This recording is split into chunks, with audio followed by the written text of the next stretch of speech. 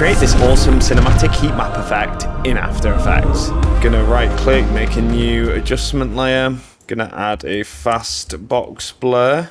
Blur radius 16, iterations 2. Add a noise, 18%. Colorama, output cycle, gets all heat mappy. So we're gonna make the pink a black. We're gonna make the cayenne white. And we're just gonna make the green tinge darker. I'm gonna command click and drag the black handle to double it up, and then we're gonna move the black to the top right here. We're gonna make the white on the left hand side like this. Move the red to the bottom, yellow, green, and then blue like this. So we're giving the illusion that the background's black and there's sections of sort of darkness, and then heat emitting from any light sources or skin.